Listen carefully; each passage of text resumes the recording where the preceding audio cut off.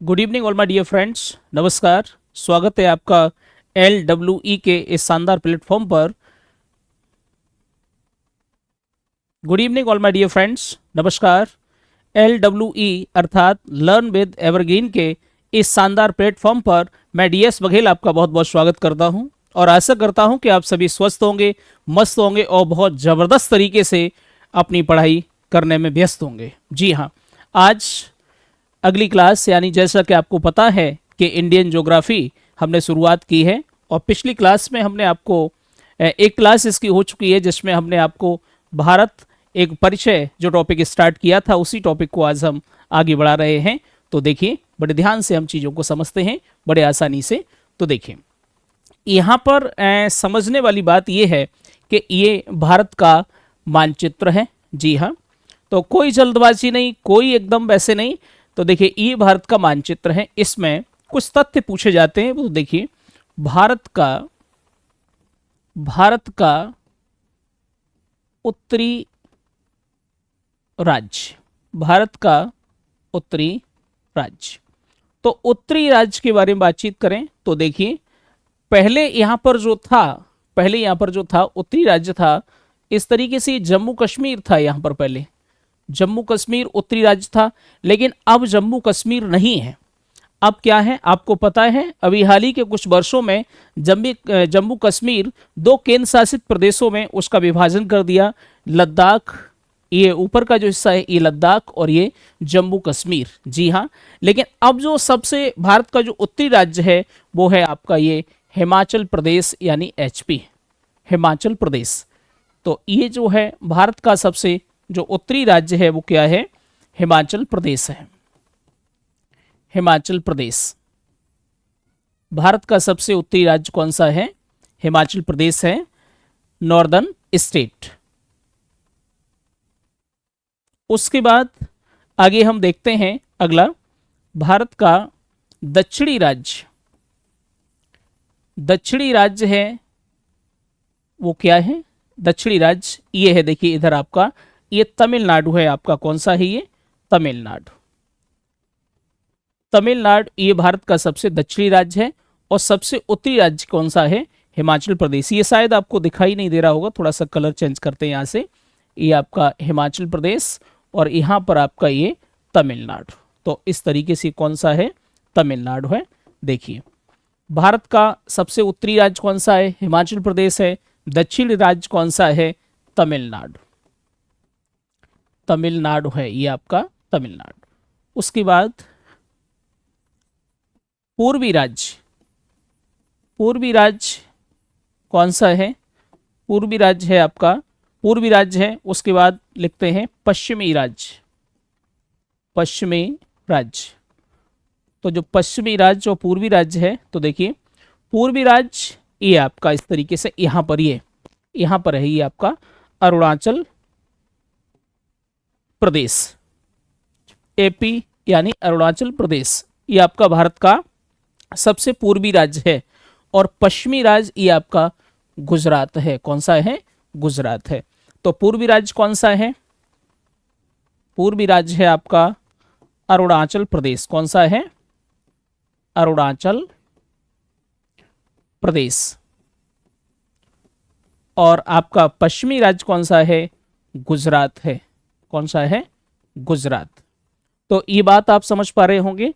भारत का जो पूर्वी राज्य है, भारत का सबसे उत्तरी राज्य के बारे में बातचीत करें तो आपका ये हिमाचल प्रदेश है और भारत का दक्षिणी राज्य कौन सा है, आपका ये तमिलनाडु है।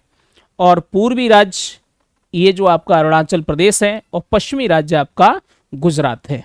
तो और देखते हैं इसके अलावा कुछ और तथ्य हैं जो एग्जाम में पूछे जाते हैं। तो देखिए थोड़ा सा समझते हैं। तो इसके अलावा भारत के कुछ बिंदु और हैं जो पूछे जाते हैं। एक प्रश्न पूछा जाता है कि भारत का सबसे उत्तरी बिंदु, तो भारत का सबसे उत्तरी बिंदु,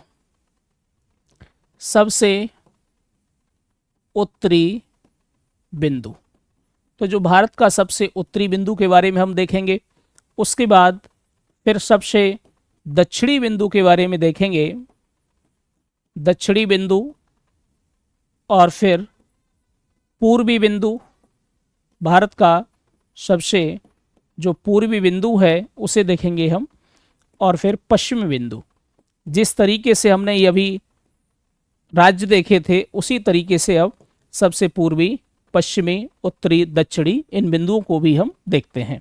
तो देखिए सबसे ये जो उत्तरी बिंदु है, अब यहाँ पर एक समझने वाली बात है, सबसे उत्तरी जो राज्य था वो आपका कौन सा था, हिमाचल प्रदेश। लेकिन जो बिंदु होगा, सबसे उत्तरी जो बिंदु होगा वो हिमाचल प्रदेश में तो नहीं हो सकता, वो आपका होगा लद्दाख में। जी हाँ, किस में है, लद्दाख में। तो लद्दाख में है, उसका नाम है इंद्राकोल। क्या है, इंद्राकोल।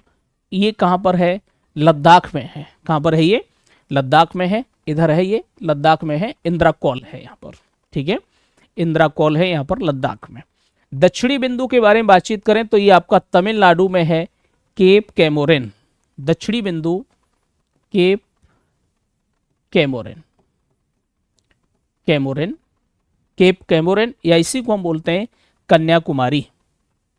कन्याकुमारी, कन्याकुमारी या केप कैमोरिन, इसके ये दो नाम हैं। एग्जाम में अगर पूछा जाए तो कन्याकुमारी के नाम से आपको बता देना है, या फिर केप कैमोरिन, जो ऐसा भी पूछा जाए आपको बता देना है। पूर्वी बिंदु के बारे में बातचीत करें तो यहाँ पर आपका ये पूर्वी बिंदु है। सबसे पूर्वी बिंदु यहाँ पर है ये, यहाँ ये आपका है किबिथु। कौन सा है, किबिथु है पूर्वी बिंदु, किबिथु, किबिथु, किबिथु। ये कहाँ पर है, अरुणाचल प्रदेश में। पश्चिमी बिंदु के बारे में बातचीत करें तो यहाँ पर है ये, यहाँ पर ये गुहार मोती, गुहार मोती ये है, गुहार मोती या गौरा माता के नाम से इसे जानते हैं। ये है आपका गुजरात में है, और कच्छ जिला, गुजरात का जो कच्छ जिला है वहाँ पर है ये क्या, गुहार मोती। तो हमारी बात आप समझ पा रहे होंगे। अब तक जो हमने बातचीत की है वो भारत का सबसे उत्तरी राज्य कौन सा है, तो आप बताएंगे कौन सा, हिमाचल प्रदेश है। भारत का सबसे दक्षिणी राज्य कौन सा है, तमिलनाडु है।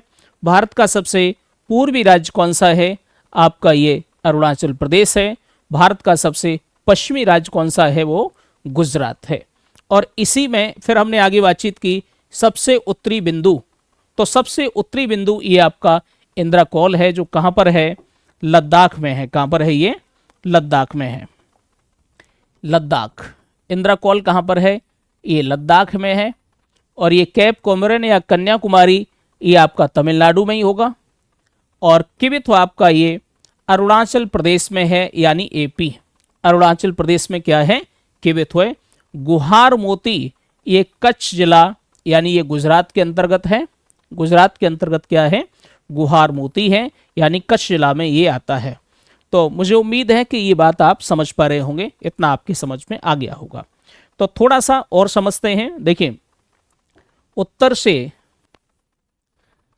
से दक्षिण तक की एक बार हम लंबाई को देखते हैं, यानी ये इसका विस्तार कितना है, कितना इसका एक्सटेंशन है, इसे हम थोड़ा सा समझते हैं। देखिए, भारत की उत्तर से लेकर के ये यहाँ से लेकर के ये उत्तर से लेकर के दक्षिण तक विस्तार कितना है, तो उत्तर से दक्षिण तक का विस्तार, यहाँ से लेकर के ये उत्तर से लेकर के दक्षिण तक का ये विस्तार, यानी इंद्राकोल से लेकर के कहाँ तक, कन्याकुमारी तक, ये वाली जो लंबाई है वो भारत की कितनी है। और उसके बाद में यहाँ से लेकर के ये गुजरात के गुहार मोती से लेकर के, यानी और यहाँ तक किबिथु तक की जो पूरी की पूरी ये जो लंबाई है ये कितनी है, इस तथ्य को हम समझते हैं। तो देखिए, यहाँ पर जो इसकी जो लंबाई है वो है 3214 किलोमीटर। कितनी है, 3214 किलोमीटर। समझ पा रहे हैं ये। और ये है 2933 किलोमीटर। थोड़ा कलर दूसरा ले लेते हैं, कलर एक बार चेंज कर लेते हैं। तो देखिए यहाँ पर ये है, कलर थोड़ा दूसरा लेते हैं। ये है 3214 किलोमीटर, 3214। यहाँ से लेकर के ये यहाँ तक कितना है, 3214 है। और यहाँ से लेकर के यहाँ तक का कितना है, 2933। कितना है, 2933 किलोमीटर है। मेरी बात समझ पा रहे होंगे आप। यानी उत्तर से, थोड़ा कलर चेंज कर लेते हैं, उत्तर से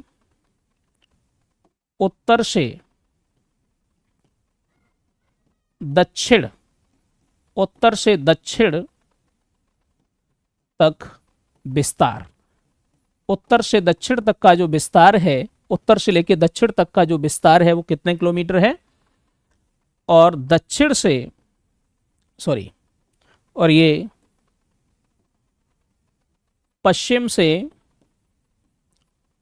से पूर्व, पश्चिम से पूर्व तक विस्तार कितना है, पश्चिम से पूर्व तक का जो विस्तार है वो कितना है, ये देखिए, ये है आपका 3214 किलोमीटर। कितना है? 3214 किलोमीटर है। और ये आपका पश्चिम से लेकर के पूर्व तक का जो विस्तार है वो है 2933 किलोमीटर। कितना है? 2933 किलोमीटर है। अगर हम बातचीत करें इन दोनों के बीच में अंतर की, तो दोनों के बीच कितने किलोमीटर का अंतर है, यानी भारत के उत्तर से लेकर के दक्षिण तक के विस्तार में और पूरब से लेकर के पश्चिम तक के विस्तार में कितना अंतर है, ये हम देख लेते हैं। दोनों के बीच अंतर, तो दोनों के बीच जो अंतर है वो कितना है?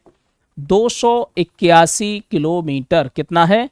281 किलोमीटर है, दोनों के बीच में अंतर है। आप इसमें से इसको माइनस कर सकते हैं। जी हाँ, तो इस तरीके से ये कुछ पॉइंट रहे।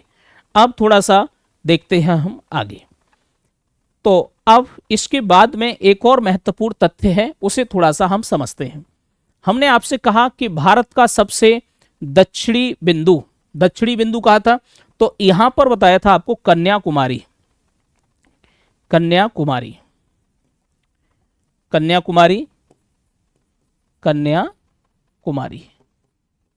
आपको ये बताया था, यहां पर कन्याकुमारी या केप कैमोरिन, कन्याकुमारी या केप कैमोरिन कहां पर है? ये है आपका। लेकिन एक प्रश्न पूछा जाता है, सुदूरस्थ दक्षिणी बिंदु, भारत का सुदूरस्थ दक्षिणी बिंदु, सुदूरस्थ दक्षिणी बिंदु, ये है आपका इंदिरा पॉइंट। क्या है? इंदिरा पॉइंट है। क्या है? इंदिरा पॉइंट। यहां पर थोड़ी समझने वाली बात यह है, ये जो इंदिरा कॉल है वो अलग है। इंदिरा कॉल आपका ये यहां पर है, ये सबसे उत्तरी बिंदु है जो कि लद्दाख में है। और मुख्य भूमि का अगर दक्षिणी बिंदु के बारे में बात करें, लेकिन मुख्य भूमि का तो आपका क्या आएगा? कन्याकुमारी या केप कैमोरिन। लेकिन सुदूरस्थ दक्षिणी बिंदु, ध्यान रखने वाली बात यह, ये मुख्य भूमि का है, लेकिन ये सुदूरस्थ दक्षिणी बिंदु है, ये यहां पर अंडमान निकोबार द्वीप समूह है। ये जो आप देख पा रहे हैं, ये अंडमान निकोबार द्वीप समूह है, ये अंडमान निकोबार द्वीप समूह है। और इसी द्वीप समूह में अंडमान निकोबार ये द्वीप समूह है। और यहीं पर यहां पर है आपका इंदिरा पॉइंट। क्या है? इंदिरा पॉइंट है। यहां इंदिरा पॉइंट है। इसे एक अन्य नाम से भी जाना जाता है, पिगमेलियन पॉइंट।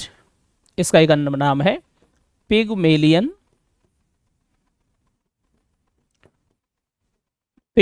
पॉइंट। किस नाम से जानते हैं? Pygmalion point. इंदिरा पॉइंट या पिगमेलियन पॉइंट के नाम से इसे जानते हैं। एक और हम कह सकते हैं पार्सन पॉइंट। क्या कह सकते हैं? Person point. जी हाँ, इंदिरा पॉइंट को कई अन्य नामों से जाना जाता है।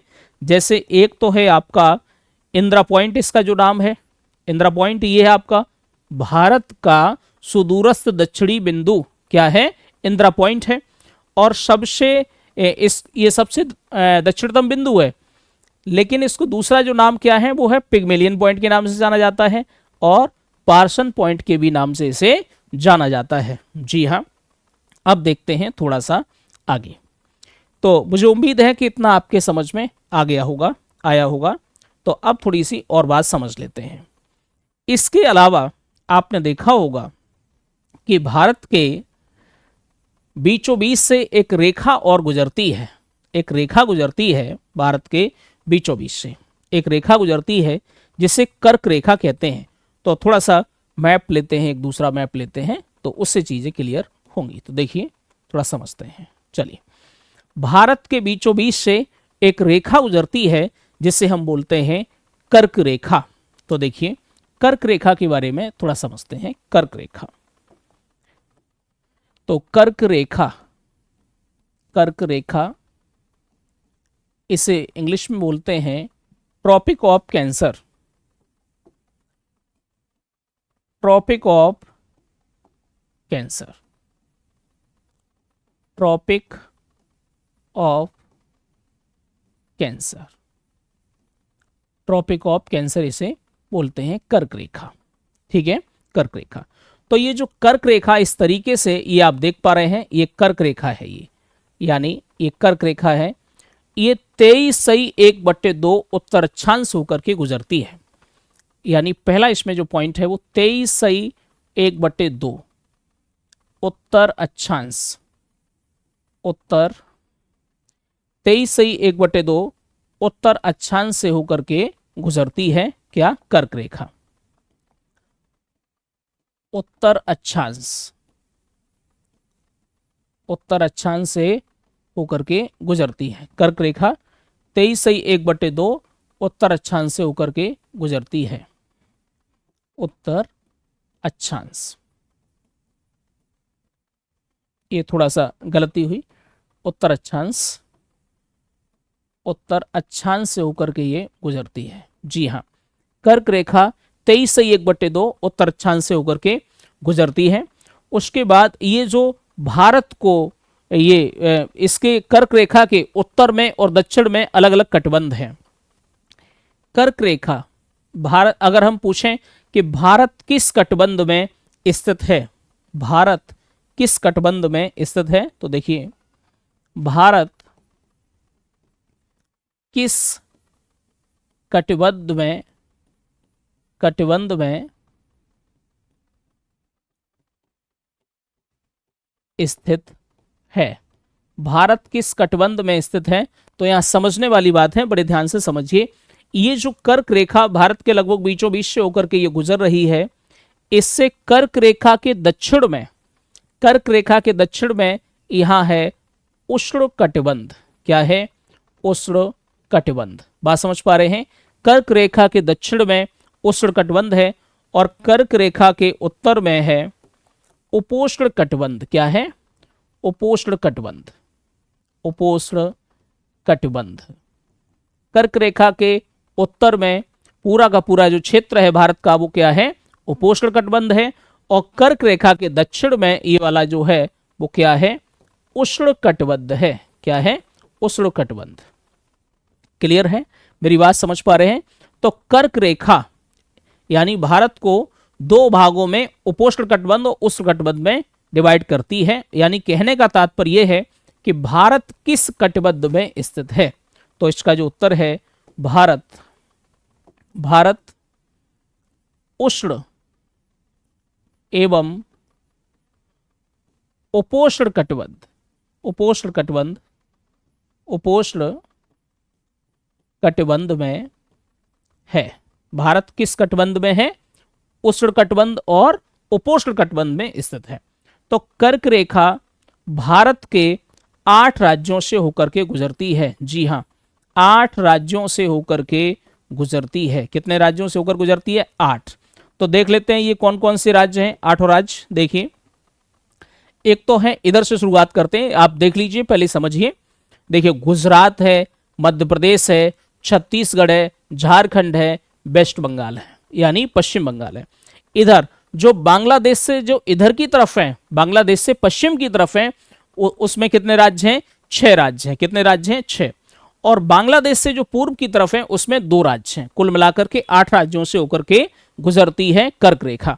तो देख लीजिए, गुजरात है, मध्य प्रदेश है, छत्तीसगढ़ है, झारखंड है, पश्चिम बंगाल है, इधर त्रिपुरा है और मिजोरम है। जी हाँ, तो इधर किससे शुरुआत हो रही है? गुजरात, गुजरात है। उसके बाद कौन सा है? राजस्थान है, गुजरात के बाद क्या है, राजस्थान से होकर के गुजरती है, गुजरात है, राजस्थान है, उसके बाद में मध्य प्रदेश है, मध्य प्रदेश, छत्तीसगढ़ है, छत्तीसगढ़, और फिर झारखंड भी है, झारखंड है, और उसके बाद में है आपका पश्चिम बंगाल, पश्चिम बंगाल है, और बाद में क्या है, पश्चिम बंगाल के बाद त्रिपुरा है और मिजोरम है। जी हाँ, त्रिपुरा है और मिजोरम है। तो देख लेते हैं, गुजरात है, राजस्थान है, मध्य प्रदेश, छत्तीसगढ़, झारखंड, पश्चिम बंगाल, त्रिपुरा, मिजोरम। इस तरीके से ये आपके कितने राज्य हैं, 8 राज्यों से होकर के गुजरती है गुजरात। राजस्थान याद कर लीजिए इसी क्रम में, कई बार क्रम भी पूछ लिया जाता है। मध्य प्रदेश, छत्तीसगढ़, झारखंड, पश्चिम बंगाल, त्रिपुरा और ये मिजोरम, यानी 6 बांग्लादेश से इधर की तरफ हैं और 2 उधर की तरफ हैं। क्लियर है, समझ पा रहे हैं आप? तो इस तरीके से। लेकिन एक और इसमें जो महत्वपूर्ण जो पॉइंट ये है कि माही नदी, माही नदी कर्क रेखा को, कर्क रेखा को, माही नदी कर्क रेखा को 2 बार काटती है। जी हाँ, माही नदी कर्क रेखा को 2 बार काटती है। कितने बार काटती है? 2 बार काटती है। कौन सी नदी? माही नदी कर्क रेखा को 2 बार काटती है। मेरी बात समझ पा रहे होंगे? तो इतने ये कुछ महत्वपूर्ण तथ्य हैं कर्क रेखा से संबंधित। देखिए क्या है कर्क रेखा, इंग्लिश में इसे ट्रॉपिक ऑफ कैंसर बोलते हैं। ये 23 से 1/2 उत्तर अक्षांश से होकर के गुजरती है, जो लगभग भारत के बीचों बीच से होकर गुजरती है। और भारत किस कटिबंध में स्थित है? भारत उष्ण एवं उपोष्ण कटिबंध में स्थित है, क्योंकि कर्क रेखा के जो दक्षिण में है वो उष्ण कटिबंध है और कर्क रेखा के उत्तर में है वो क्या है? उपोष्ण कटिबंध है। जी हाँ। उसके बाद अगला जो प्रश्न है कि कर्क रेखा भारत के कितने राज्यों से होकर के गुजरती है? तो कितने राज्यों से होकर गुजरती है?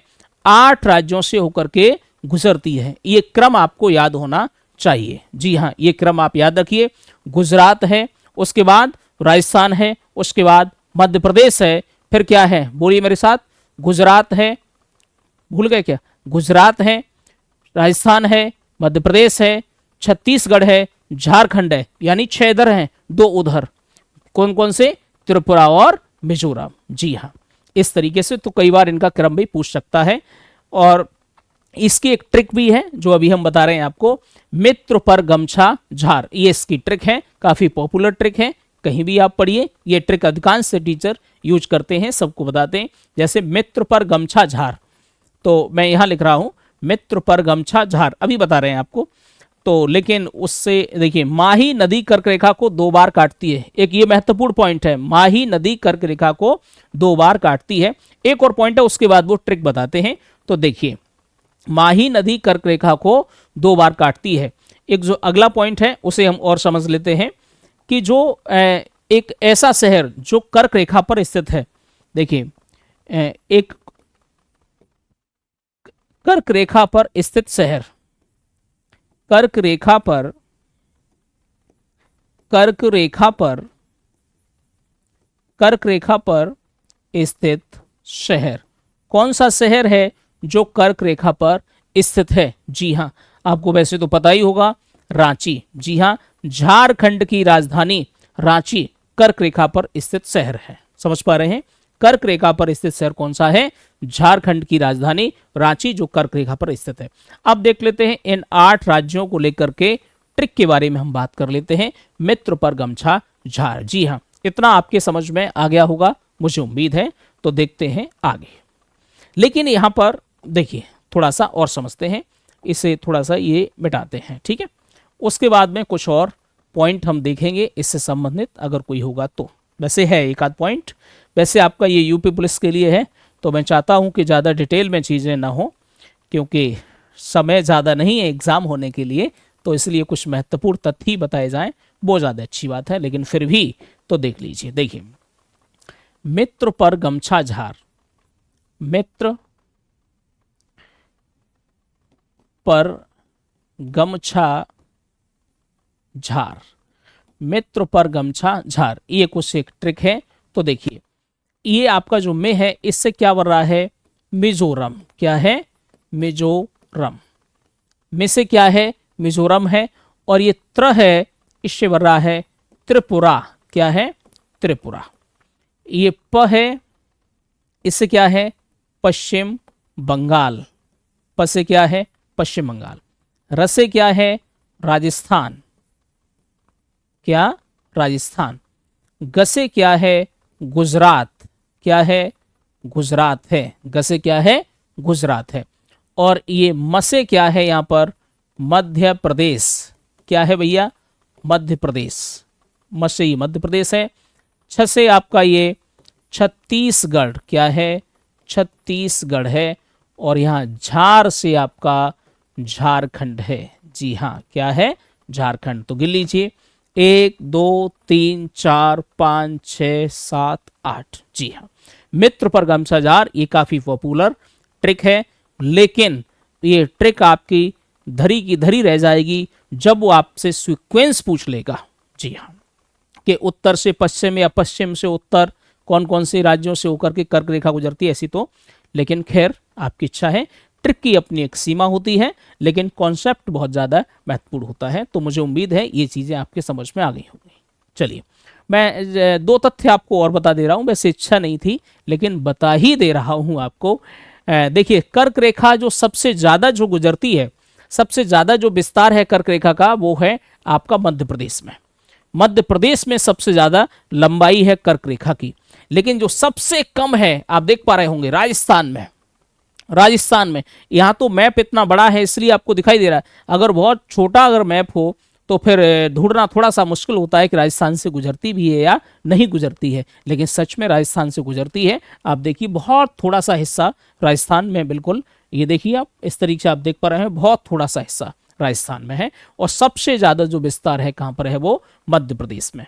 चलिए तो देख लेते हैं राजस्थान में सबसे ज़्यादा विस्तार, सबसे ज़्यादा विस्तार कहाँ पर है कर्क रेखा का, मध्य प्रदेश में है। और सबसे कम विस्तार देखते हैं फिर उसके बाद में, सबसे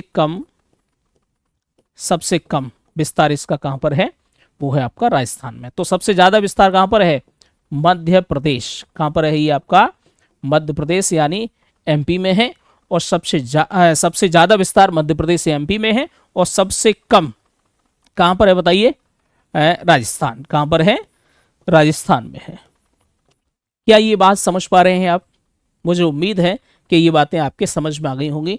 कर्क रेखा से संबंधित जितने भी प्रश्न बन सकते हैं, जितने भी क्वेश्चन पूछे गए हैं, मतलब लगभग सभी जो भी जितना महत्वपूर्ण मटेरियल था, जितनी भी चीज़ें थी, वो हम सभी आपके साथ डिस्कस कर चुके हैं। जी हाँ, अब तक हमने क्या डिस्कस किया है, अगर संक्षिप्त में अगर हम रिवाइज करें तो भारत का सबसे, देखिए बड़े ध्यान से, भारत का, देखिए अभी 1 मिनट में अभी रिवाइज कर ले रहे हैं। भारत का सबसे उत्तरी राज्य कौन सा है? जी हाँ, भारत का सबसे उत्तरी राज्य, तो बताइए कौन सा है? हिमाचल प्रदेश। पहले जम्मू कश्मीर था लेकिन अब नहीं है। क्यों? क्योंकि जम्मू कश्मीर को 2 केंद्र शासित प्रदेशों में विभाजित कर दिया गया है। अभी हाल के कुछ वर्षों में आपने पॉलिटी में पढ़ा होगा। ऊपर का हिस्सा लद्दाख है और जो निचला हिस्सा है इधर की तरफ वो आपका जम्मू कश्मीर है। इस वजह से अब जो भारत का सबसे उत्तरी राज्य है वो क्या है? हिमाचल प्रदेश। भारत का सबसे उत्तरी राज्य है वो कौन सा है? हिमाचल प्रदेश है। जी हाँ, हिमाचल प्रदेश भारत का सबसे उत्तरी राज्य है। और भारत का सबसे दक्षिणी राज्य के बारे में अगर बातचीत करें तो कौन सा है? तमिलनाडु है। उसके बाद भारत का सबसे पूर्वी राज्य कौन सा है? कौन सा है? अरुणाचल प्रदेश। कौन सा है भैया? अरुणाचल प्रदेश। सबसे पश्चिमी राज्य आपका कौन सा है? गुजरात है। कौन सा है? गुजरात। जी हाँ, तो सबसे पहले हमने आज की क्लास में ये देखा। उसके बाद हमने देखा कि सबसे उत्तरी बिंदु सबसे उत्तरी बिंदु यहां पर, यानी कुल मिलाकर के यहाँ लद्दाख में है। इधर लद्दाख में है सबसे उत्तरी बिंदु, जिसे इंदिरा कॉल के नाम से जानते हैं। सबसे दक्षिणी बिंदु यहां पर है कन्याकुमारी है, जो कहां पर है? कहां पर है बताइए? तमिलनाडु में है। जी हाँ, सबसे पूर्वी जो बिंदु है किबिथु है, ये कहां पर है? अरुणाचल प्रदेश में है। और सबसे पश्चिमी बिंदु गुहार मोती है, गुहार मोती है जो आपका गुजरात में है। लेकिन एक बात और, यहां से इंद्राकौल से लेकर के कन्याकुमारी की जो लंबाई है वो 3214 किलोमीटर है। कितनी है? 3214 किलोमीटर है। और यहां से यानी ये गुहार मोती से लेकर के किबिथु की जो लंबाई है वो 2933 किलोमीटर है। और इन दोनों का जो अंतर है वो कितना है? 281 किलोमीटर है। कितना है भैया? 281 किलोमीटर है। उसके बाद हमने आपको कुछ और चीजें बताई कि, लेकिन एक प्रश्न ये था, लेकिन ये मुख्य भूमि का है, ये कन्याकुमारी, इसे केप कैमोरिन के नाम से भी जानते हैं, ये मुख्य भूमि का है। लेकिन यहां पर सुदूरस्थ दक्षिणी बिंदु, साउदर्न मोस्ट पॉइंट, यहां पर ये आपका इंद्राकौल है। क्या है? इंद्राकौल। ये आपको बताया था। इंद्राकौल सबसे ऊपर है, इंद्रा पॉइंट है। क्या है? इंद्रा पॉइंट है ये आपका। क्या है? इंद्रा पॉइंट। इसे पिग्मेलियन पॉइंट के नाम से जानते हैं। और दूसरा इसका एक और नाम है, क्या है? Person point. जी हाँ, क्या है?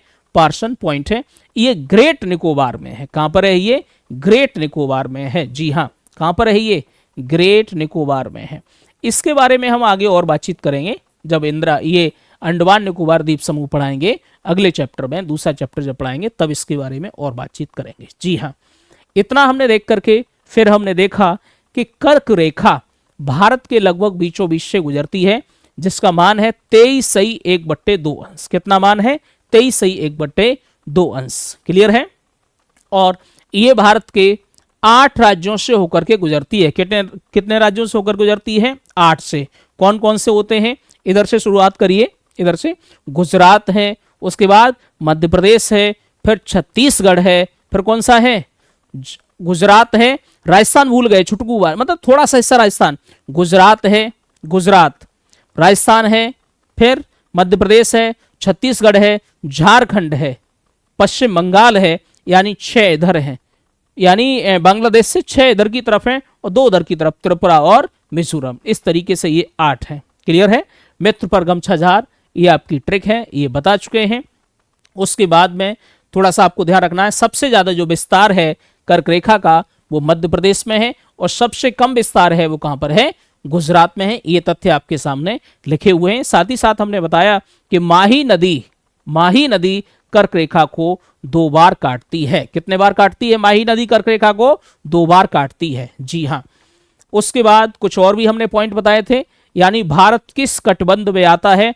भारत किस कटिबंध में आता है? भारत उष्ण एवं उपोष्ण दोनों कटिबंध में आता है। जी हाँ, कर्क रेखा के दक्षिण में जो क्षेत्र है वो आपका उष्ण कटिबंध है, और कर्क रेखा के उत्तर में जो क्षेत्र है वो क्या है? उपोष्ण कटिबंध। इतनी सारी चीजें हमने आपको अभी बताई हैं, लेकिन आपका रिवीजन भी करा दिया। लेकिन एक प्रश्न, घड़ी में कितने बज गए? मेरी घड़ी सेट नहीं है, घड़ी में क्या टाइम हो गया? ये चीज आपने ऐसा खुद कहा भी होगा, दूसरों से टाइम पूछा भी होगा, और घड़ी मिलाई होगी, सेट की होगी। मिलाने का मतलब सेट करना, अपनी भी और दूसरों की भी। जी हाँ, लेकिन आपने ये भी कहा होगा कि तुम्हारी घड़ी ठीक नहीं चल रही है, तुम्हारी ठीक नहीं चल रही है, तुम्हारी ठीक नहीं चल रही है, और इस तरीके से उसके कान बैठे होंगे किसके? घड़ी के। जी हाँ, लेकिन टाइम कैसे सेट हुआ? क्या है टाइम का कॉन्सेप्ट? और भारत में भाई मेरी इच्छा, मैं घड़ी कहीं पर घुमा लूं, बज रहे हैं 12, मेरी इच्छा नहीं है 12 बजाने की, मैं तो 11 बजा लूं, मैं तो मतलब 2 बजा लूं, 50 तो खैर बजते नहीं है, 50 कैसे बजा लूंगा? तो इस तरीके से एक कर्नाटक का व्यक्ति है, एक उधर पश्चिम बंगाल का कोई व्यक्ति है, उसके मन में आ रहा है जो भी टाइम सेट कर ले। नहीं, अपनी इच्छा से नहीं हो सकता, इसके भी पीछे कोई ना कोई लॉजिक है, कोई ना कोई कहानी, मतलब कहानी तो नहीं है, एक सिस्टम है। क्या सिस्टम है? अब आप कहें सर जी हर चीज में सिस्टम बता रहे हैं, अभी तो सिस्टम चल ही रहा था। खैर कोई बात नहीं, उसी को हम समझ लेते हैं कि टाइम को लेकर के क्या है। पूरे भारत का एक ही टाइम है। जी हाँ, अगर 12 बज रहे हैं भारत में, तो पूरे भारत में 12 ही बज रहे होंगे, चाहे कोई व्यक्ति कर्नाटक में रहता हो, चाहे उसकी घड़ी हो, चाहे कोई अरुणाचल प्रदेश में, चाहे कोई गुजरात में, और चाहे कोई जम्मू कश्मीर में, सबकी घड़ी में एक ही टाइम होगा। आखिरकार क्या इसके पीछे कारण है, क्या रीजन है, तो देख लेते हैं, बड़े ध्यान से चीजों को समझते हैं। देखिए देखिए भैया, इस चीज को बड़े ध्यान से हम समझते हैं। इसके लिए सबसे पहले हमें एक पृथ्वी बनानी होगी। जी हाँ, पृथ्वी बनाइए, अपनी कॉपी पर बनाइए, थोड़ा सा प्रयास करिए, आप भी करिए मेरे साथ एक बार प्रयास। तो देखिए, बनाइए पृथ्वी। तो जी हाँ, नहीं, आज मैं पृथ्वी थोड़ा सा अलग बनाना चाहता हूं। देखिए, कुछ अलग तरीके से मैं आज पृथ्वी बनाना चाहता हूं। जी, आज मेरा मन थोड़ा सा अलग कर रहा है पृथ्वी बनाने। अरे ये क्या हो गया भाई, ये तो थोड़ा सा मामला ये, हाँ, अब सही है ये। तो अब देखिए, ठीक है, आज मैं ये थोड़ा, अरे नहीं भाई, ये क्या हो गया, थोड़ा सा इसे हटाते हैं, ये लो, थोड़ा सा मैं इसी से बनाता हूँ पृथ्वी, थोड़ा सा ये दो, ये लो, चलिए इस तरीके से ये यहाँ पर ये है। चलिए, ये पृथ्वी है। भाई डबल टिबल बन जा रही है पृथ्वी। अभी एक मिनट रुक जाइए, थोड़ा सा असुविधा आपको हो रही होगी, मैं मानता हूँ, जानता हूँ। तो देखिए, यहाँ पर ये स्थिति है, ये आपकी पृथ्वी है, ये लो, ये पृथ्वी है। जी हाँ, बहुत बढ़िया बन गई। वैसे मैं जब बनाता था तो पता नहीं क्या होता था, आज तो फिर इसके माध्यम से बनाई है। जी, यही तो फायदा है टेक्नोलॉजी का, आपको ये दिखा रहे हैं मैप वगैरह।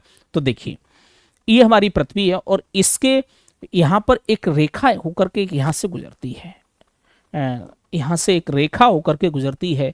देखिए, ये एक रेखा है, ये एक रेखा है, यहाँ से बीचों बीच में ही है लगभग, ये रेखा एक गुजरती है। मैंने कहा था इस प्रकार की रेखाओं को देशांतर रेखाएं कहते हैं, पिछली क्लास में इसकी चर्चा हुई थी। लेकिन ये एक रेखा जो देशांतर रेखा है, ये जीरो, यहाँ से 0 अंश 0 डिग्री देशांतर रेखा है, 0 डिग्री देशांतर रेखा है। ये इंग्लैंड के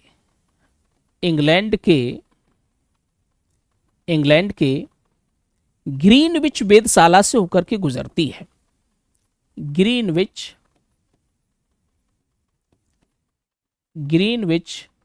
वेधशाला से होकर के ये गुजरती है। ये रेखा इंग्लैंड के ग्रीनविच वेधशाला से होकर गुजरती है। बड़े ध्यान से सुनिए, समझिए। इंग्लैंड के ग्रीनविच वेधशाला से होकर ये गुजरती है, इसलिए इस रेखा को ग्रीनविच रेखा कहते हैं। ग्रीनविच रेखा इसको कहते हैं। जी हाँ, इस रेखा को किस नाम से जानते हैं? ग्रीनविच रेखा के नाम से इसे जानते हैं। जी हाँ, ये रेखा है, क्लियर है। और दुनिया के सभी देशों में एक आम सहमति है समय को लेकर के। जी हाँ, क्या? समय को लेकर के एक आम सहमति है कि ग्रीनविच रेखा ये 0 अंश है, 0 डिग्री है, और इस रेखा से पूर्व में, मतलब इस रेखा पर मान के चलिए दिन के 12 बजे हैं, इस रेखा पर दिन के 12 बजे हैं, तो इधर पूर्व की तरफ, समझ पा रहे हैं, पूर्व की तरफ समय बढ़ेगा, और पश्चिम की तरफ जितने भी देश होंगे, यानी जो देशांतर हैं, उसके आधार पर समय घटेगा। नहीं, आपकी समझ में नहीं आया, कोई बात नहीं, मैं एक बार फिर बता रहा हूं, थोड़ा सा समझिए। ये इंग्लैंड की ग्रीनविच वेधशाला से एक रेखा गुजरती है, यानी देशांतर रेखा, 0 डिग्री देशांतर रेखा, इसीलिए इसको ग्रीनविच रेखा कहते हैं। जी हाँ, सभी देशों में एक आम सहमति हुई समय को लेकर के कि इस रेखा के पूरब में समय बढ़ेगा और पश्चिम में समय घटेगा। लेकिन किसके आधार पर? जी हां, देशांतर के आधार पर। तो देखिए, थोड़ी सी बात को समझिए। पृथ्वी, हमारी पृथ्वी, ये जो गोला है, मान के चलिए मैं एक और बना दे रहा हूं, ये जो गोला है, ये कितने अंश का है? 360 अंश का है, 360 अंश है, क्लियर है। और पूरे एक दिन में कितने घंटे होते हैं? 24 घंटे। एक दिन में कितने घंटे होते हैं? 24 घंटे होते हैं, क्लियर है, 24 घंटे। जी, किसी के दिमाग में ये तो नहीं आ रहा है 12 होते हैं? भैया, दिन और रात मिलाकर के यानी 24 घंटे का एक दिन होता है। तो ये पूरा जो गोला है, हमारी जो पूरी पृथ्वी है, 360 अंश, और एक दिन में कितने घंटे होते हैं? 24 घंटे में। क्लियर है? और ये हमारी पृथ्वी घूमती है, समझ पा रहे हैं?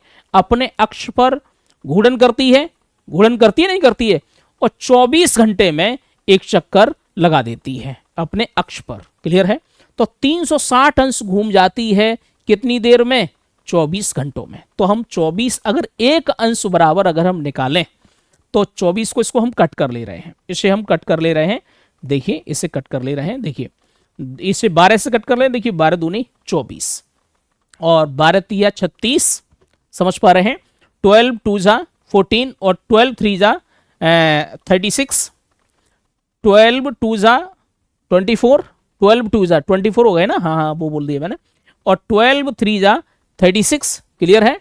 यानी 12 दूनी 24, 12 तिया 36, यहां पर ये 0, तो अब इसको फिर कट करेंगे तो यहां पर कितने आ जाएंगे? 15 अंश। जी हाँ, क्लियर है?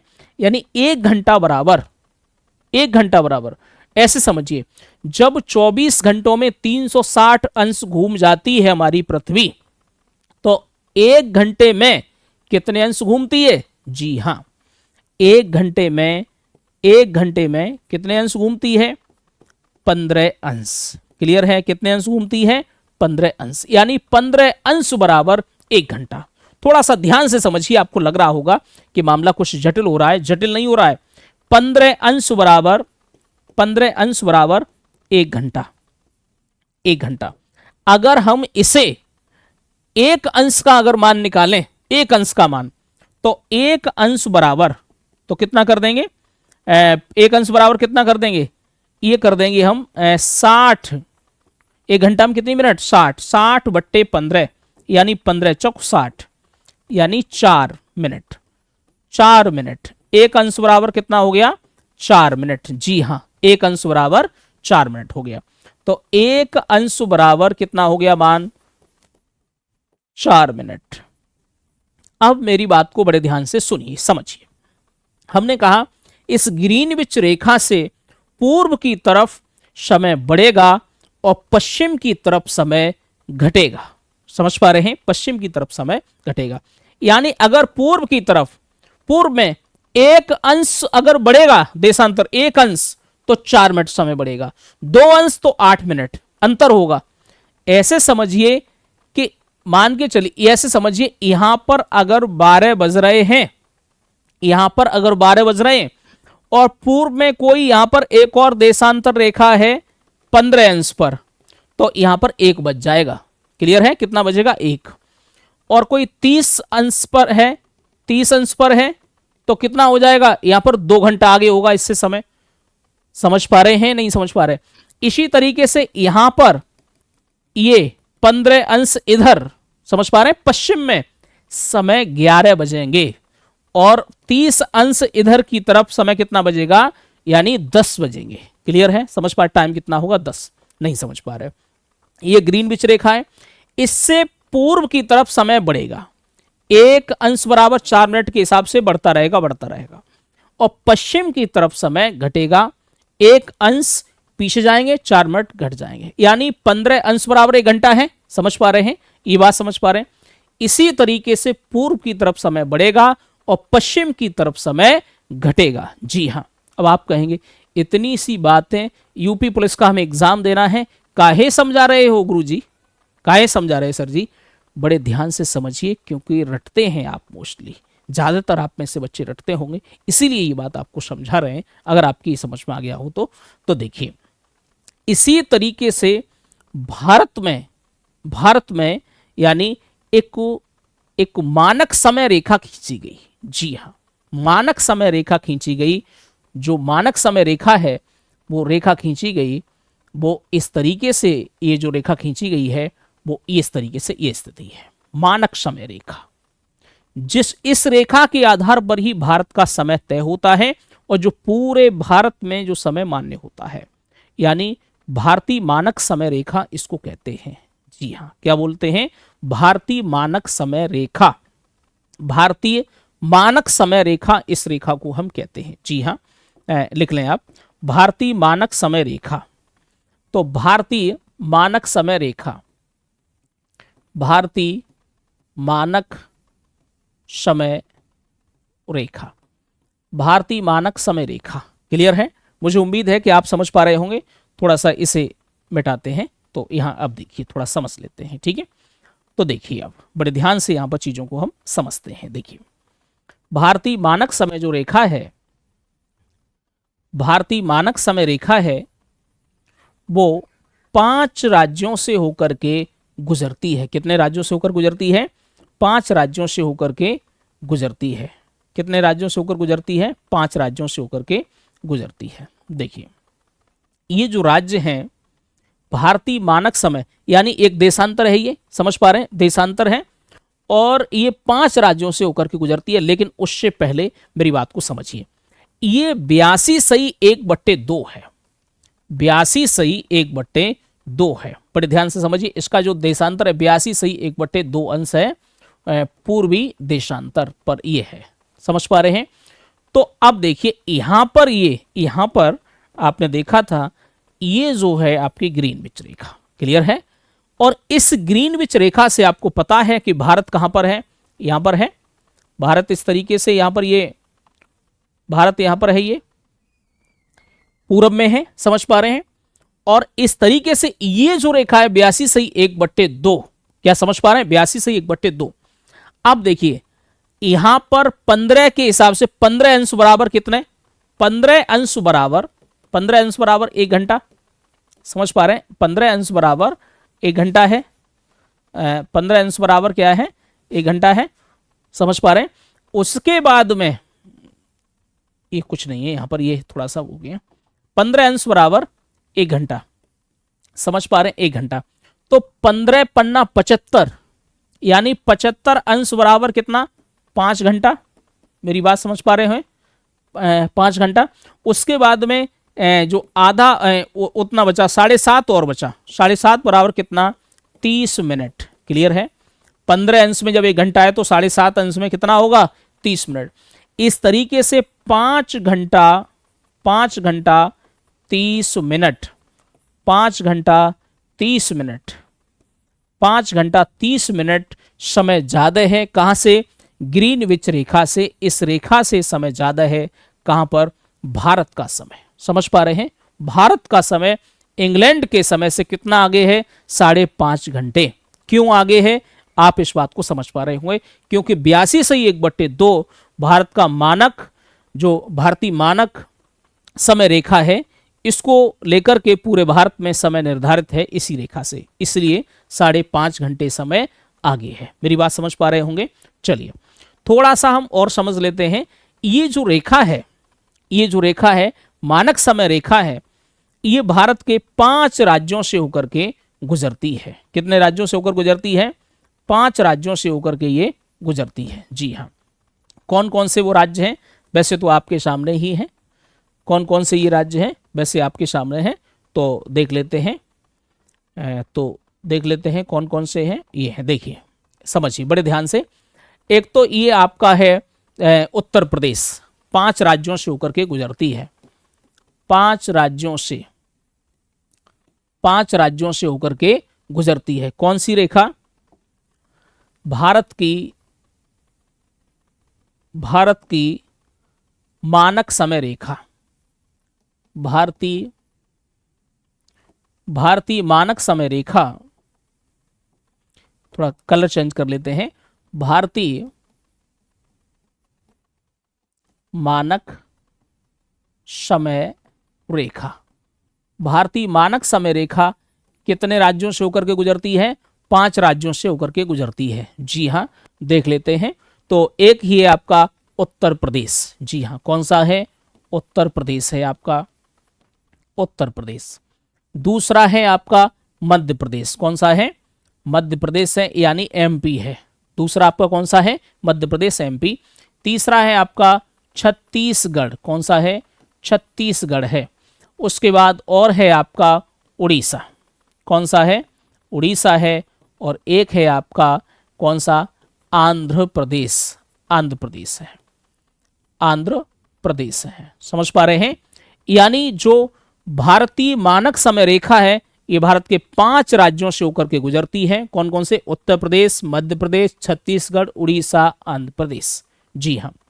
लेकिन एक बात यहां पर जो ध्यान रखने वाली बात यह है कि क्या है, यहां पर ध्यान रखने वाली बात यह है, ये कर्क रेखा को छत्तीसगढ़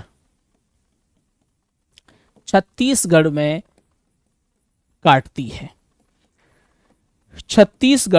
काटती है। यानी इधर देखिए, बड़े ध्यान से आप समझिए, ये देखिए यहां पर ये छत्तीसगढ़ में, ये थोड़ा सा ठीक नहीं बना हमारा, ये इस तरीके से यहां पर ये काट रही है, यहां इस तरीके से यहां पर ये काट रही है, यहां पर ये, यानी छत्तीसगढ़ में इस पॉइंट पर ये काट रही है। जी हाँ। कौन सी रेखा? यानी ये कर्क रेखा और भारतीय मानक यामोत्तर रेखा, यानी भारतीय मानक समय रेखा है। थोड़ा सा ये हमारी ये जो लाइन है थोड़ी इसी इधर बन गई थी, उसके लिए सॉरी। इधर से यहाँ पर है, यहाँ पर ये छत्तीसगढ़ में ये काट रही है। जी हाँ। कर्क रेखा और ये भारतीय मानक समय रेखा एक दूसरे को कहाँ पर काटते हैं? छत्तीसगढ़ में। ये बात ध्यान रखनी है, ठीक है। उसके बाद अगर और थोड़ी सी बात अगर करें इसके बारे में, तो ये अगला जो पॉइंट है, उत्तर प्रदेश के, ये उत्तर यूपी के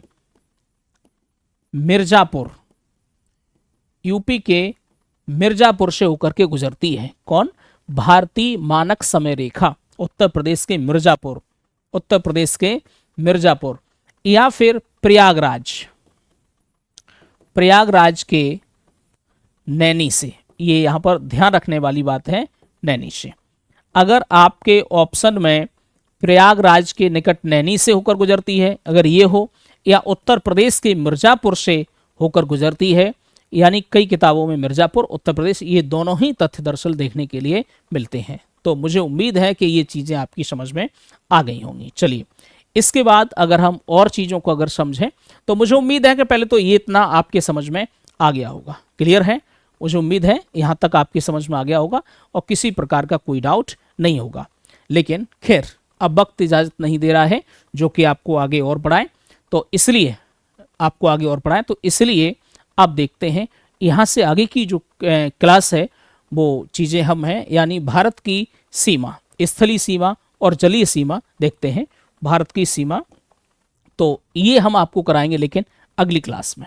समझ पा रहे हैं? भारत की स्थलीय सीमा और जलीय सीमा, यानी इंडियाज फ्रंटियर, ये हम देखेंगे अगली क्लास में।